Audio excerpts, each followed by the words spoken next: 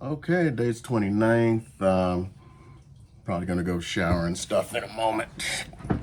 I'm just had some thoughts after looking at a little YouTube today and got all the people out there talking about this whole Cleopatra thing. So here are my thoughts on this shit. Okay, no, Cleopatra was not black. So let's just get over that shit right now. Cleopatra was Greek. Let's go even further. Cleopatra was not Egyptian. On top of not being Egyptian, she was of the Ptolemy dynasty. And she was the first member in hundreds of years to actually learn how to speak Egyptian. And actually, she spoke multiple languages. And Egyptian was one of them, along with Greek and Latin, all that jazz. But the rest of them didn't speak it. They were Greeks. They spoke Greek only. And here's why I bring that up. First of all, the Egyptians are just going shit balls crazy right now because of the black Cleopatra, who was not black, but was not Egyptian. But if they had cast an Egyptian actress in that, I'm sorry, I'm going to use the quotes right now. Egyptian actress in that, do you think they would have gone like, whoa, whoa, whoa. She was not Egyptian. She was Greek.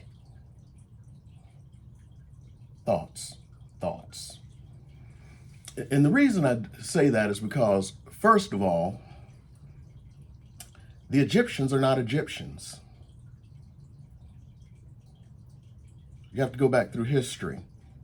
The dynasties that built the pyramids and all that shit, they were forced out by the, ready for this shit? Arabs. The current Egyptians are Arabs from Arabia. They came into Egypt and the rest of North Africa during the Hijra, after the founding of Islam. These are Arabs, not the Egyptians that built the pyramids and such. Certainly not the Egyptians that existed during the time of Cleopatra. So, like when the Egyptians talk about their heritage, that's like some white dude in Missouri and something happens to an Indian graveyard and is going like, they're destroying my history. What history? It's a 1,000-year-old Indian artifact, Native American artifact. All of a sudden, it's your damn history. No, it's not. It's somebody else's history. It's the history of that tribe, not yours. So the pyramids, the Sphinx, all of that stuff is not the current Egyptians in the northern Nile Delta. It is not their history because they are Arabs who evaded during the Hijra.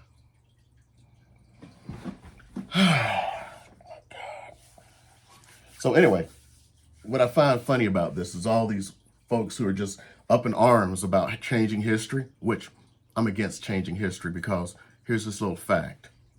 History is history. And as the Greek philosopher once said, I gotta look him up, Herodotus, whatever. Those who do not study history are doomed to repeat it. Doomed to repeat it.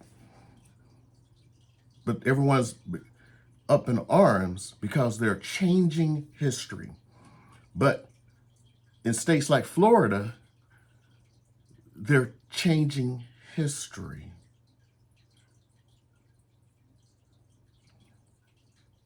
They don't want things taught about the Civil War. They don't want things taught about slavery, the Trail of Tears, any of that, because it makes the little kids feel bad about themselves because people will think, oh, little kids are bad because some white guy 300 years did something. They don't want to learn about the Holocaust because the Nazis were Germans and they're white, and people will think all white people killed 6 million Jews. That's history. So how come it's good to hide that history but not some other? What about this? Why the hell are you hiding history? Except for to make sure people don't learn anything about it. It's like making up shit about critical race theory. There is no fucking critical race theory. And yet the liberals are too fucking dumb not to. I mean, it's like, why are you catching this bait? If no one's like all of a sudden, well, I have to defend my right to teach critical race theory that's not being taught. Are you a fucking moron? How fucking stupid can you be? Something that's not even being taught. I mean, it's one of those, well, a friend of my cousin said that her daughter was taught. It's never anybody direct. It's never anybody who can pull something up like this and show it. You see, here's the course on critical race theory, because it doesn't exist. But the liberals, they're all stupid as fuck. Why don't you just do like, there's this one case, it was the most classy shit I ever saw in my life. It was Cory Booker. There was a resolution during this whole time about defund the police, and that's a whole nother video, which I may get into the end of this. Who knows? It's kind of how I feel. Where the Republicans passed this resolution about defunding the police and everything, and Cory Booker stood up and went like, we are against defunding the police. As a matter of fact, every Democrat needs to walk, sashay, he said sashay, down and put your signatures on this against defunding the police because we're for law enforcement. You know what? It shut that shit down right then and there. Shut down. No narrative. If something doesn't exist, why are you supporting the narrative by trying to defend something that doesn't exist? Again, why are you somebody running around complaining about Cleopatra, which again, I disagree with what they're doing. I fucking hate revisionist history. If you want revisionist history, that's fine. But you make it like Inglourious Bastards. That was a revisionist history movie. But we knew it. It was tongue-in-cheek revisionist. Cool. I loved it. I love Inglourious Bastards. I love the Tarantino movies. If you're going to revise history, revise it. But make sure that you know it's revisionist history. That is not true. It is not a documentary. We're just making a fucking movie. Don't sit there and try to play that like it's damn history. And again, don't sit there and try to play while you try to say, we don't want to teach about the Holocaust. We don't want to teach about the Trail of Tears. We don't want to teach about slavery and the transatlantic slave trade because it makes the kids feel bad. How come for a century it didn't make the kids feel bad? How come since 1945 it didn't make the kids feel bad, but all of a sudden they're snowflakes and can't take the truth? Wow. Now all of a sudden they're fucking snowflakes. I mean, it's the same shit I hear, like, if something is to one political view and then something's taught, it's like, we don't require this. This is an extra. Your child doesn't have to take this. Well, I don't want it taught because someone could talk about it around my children. But then if it's the other thing, well, why don't you just do it all of a sudden? It's like, what is it they're trying to keep from being taught in Florida right now? I forgot all the stupid shit they do. But it's like I forget one of the flyover states, they were trying to mandate that every child had to learn from Ayn Rand's Atlas Shrugged. Isn't that creating the same shit you're talking about? Isn't that like critical race theory? It's the same shit. Okay, I'm going to finish it up with some more controversy. And again, where both sides are so full of shit. Okay, defunding the police. Defunding the police originally meant taking jobs that are being done by a man with a gun that should never have been done by a man with a gun and give it to people that it should be done by. Because what happens over time, things happen. It's like, make the police do it. Why? It's not their fucking job. It's their job to take care of crime and shit. It's not their job to do welfare checks, in my opinion. Well, it's not my opinion. It's not their job. It's not their job to do mental health checks. That's what a social worker does. Defund the police was really meant take the jobs away that do not have anything to do with law enforcement and hire people who do that job.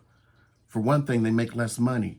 So with overtime and all the other stuff and the benefits that police get, average one of them is well over 150 grand.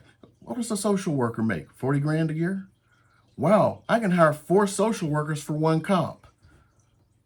Wow, so if I don't have to hire a cop, and in reality, because all the social worker does as the social work shit, I only have to hire 2, 3, 4 of them in a city. Maybe you have to hire more, but maybe I don't have to hire 10 cops. So I done spent, under $200,000 to hire those 4 social workers, including their benefits, or I could have spent 1.5 to 2 million for the cops. Oh, okay. Okay, I have 6 fewer workers, but I have a more efficient work day or whatever you want to call it. That's what defund the police actually means. Yes, I know there are some liberals who want to, honestly, God, defund the police. You see how well it's so-called worked in Seattle and Portland and shit. But did they really defund the police, or did the police defund themselves? Because a lot of it were people quitting, and not because their budgets were cut. Matter of fact, their budgets were not cut. I don't think anyone's budget ever got cut during this entire thing. It's like just creating a narrative. It's like the one I love the most in the same, like those 2 New York cops who were shot by somebody who had just been released from a mental institution that week. Because he was black, automatically it was Black Lives Matter. So it's Black Lives Matter. Now, in the same period, here, 2 cops were killed in a CC's Pizza by supporters of Cliven Bundy who were out to kill law enforcement. Nothing about right-wing extremists, because they had a narrative they wanted to espouse. Black Lives Matter is bad. But killing 2 cops during the whole standoff for Cliven Bundy, nah, that had nothing to do with him. That had nothing to do with white extremism. Still, 2 cops are dead who didn't do shit wrong to anybody. They're just sitting in a damn seat having their damn lunch and get killed. But no, we don't see the Fraternal Order of Police talking about these white extremists who are out for the government. And you see all these videos with all these, what do you call those, sovereign citizens and shit, and their sovereign courts put out death warrants on cops. When's the last time Black Lives Matter put out death warrants on cops? But they're not a priority. It's the narrative. Going back to it, the narrative. It's bad to have a revisionist history and make Cleopatra black. But it's okay not to teach history to make kids feel good about themselves. Interesting. Interesting. That's why the world's fucked up. The world is the world. It's the truth. It's not black or white. It's not liberal or conservative. It's not Democrat or Republican. It's the fucking truth. Sometimes the truth helps Democrats and hurts Republicans. Sometimes it helps Republicans and hurts Democrats. Sometimes it helps both. And sometimes, which is the majority of the time, they're both pissed off, which means it must be really good. I was about to end this, but I'm going to go into another one. ANWR, because I may never think about it again, because just got a conversation that I had with somebody like a little bit after I retired. I started thinking about it just right now. ANWR is this, up in Alaska, and they're talking about, there's been this fight for years and decades about drilling in ANWR for oil. So here's the thing. No one can say there's not oil in ANWR. It's a national wildlife refuge. The liberals don't want drilling because they say it could ruin the, the pristine nature, the environment, nature, all that shit. Conservatives want to drill because it's drill, baby, drill. Okay? So they make their arguments. Well, there's only like a couple of billion barrels there. It's not enough to take the risk of ruining ANWR. That's on the left. On the right, it's like, oh, there's 30 billion barrels there, and we have to go get that oil.